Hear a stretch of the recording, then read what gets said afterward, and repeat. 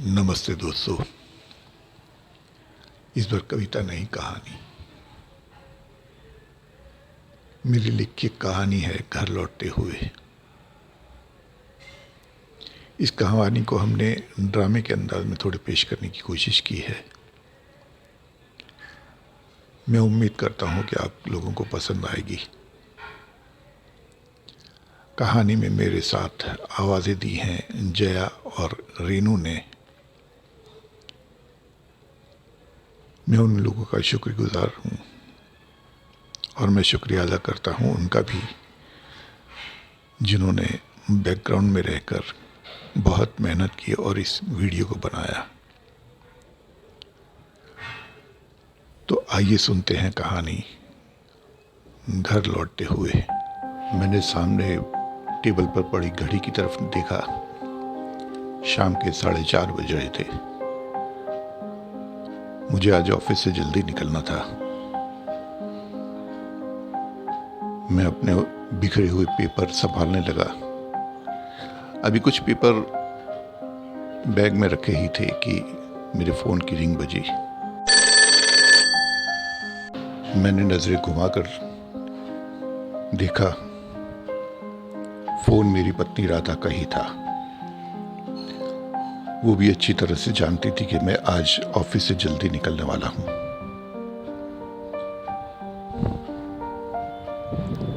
Phone को pickup करते हुए मैंने पूछा, हाँ बोलो राधा। समीर, आज घर लौटते हुए मिठाई लेते आना। मेरी बड़ी इच्छा कर रही है खाने की।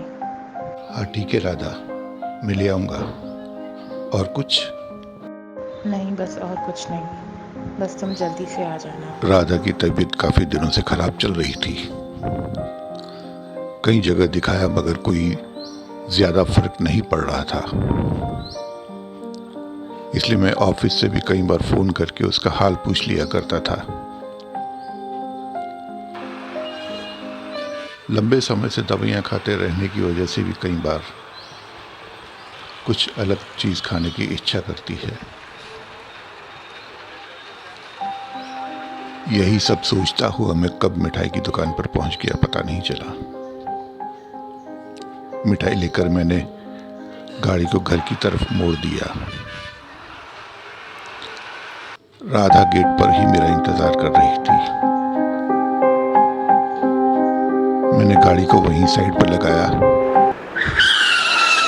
और बाहर निकलकर बैग को थामते हुए मिठाई का पैकेट राधा के हाथों में थमा दिया। उस मिठाई के पैकेट को देखकर राधा बच्चों की तरफ खुश हो गई और बोली, थैंक यू समीर। मैं कुछ खाने को दे दो, मेरे बच्चे ने कल रात से कुछ नहीं खाया। अचानक पीछे से आती आवाज ने मुझे चौंका दिया। मैंने मुड़कर देखा। फटे पुराने कपड़ों में एक औरत अपने बच्चे को गोद में उठाए खड़ी थी। बच्चे के बदन पर भी कपड़ों के नाम पर सिर्फ एक फटी हुई बनियान थी।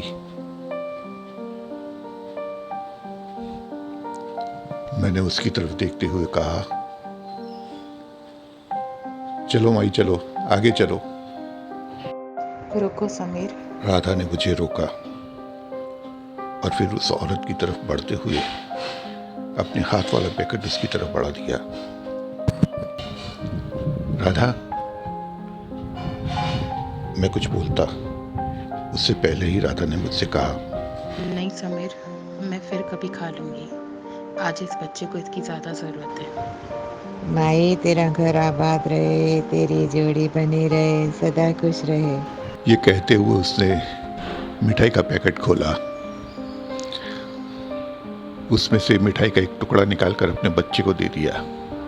देखकर राधा के चेहरे पर एक अजीब सी खुशी थी, अजीब सा सुकून था। और राधा को इस तरह से खुश देखकर मुझे भी बड़ा सुकून मिला था। मैंने राधा का हाथ थामा और वापस अपने घर की तरफ मोड़ते हुए मैं सोच रहा था, क्या सच में राधा ने उसे कुछ दिया या वो राधा को बहुत कुछ दे गई थी। धन्यवाद आप लोगों का, आप लोगों ने इसे देखा। आपको हमारा ये प्रयास कैसा लगा ज़रूर बताइएगा। हाँ, मैं मानता हूँ इस बार थोड़ा लेट हो गए। पिछले एक वीडियो और इस वीडियो के बीच में काफ़ी गैप पड़ा, लेकिन इसके पीछे एक कारण भी है। जया जी बहुत बिजी थी और मुझे इनकी डेट्स नहीं मिल रही थी। मुझे तो अभी हंसी आ रही है सुन के।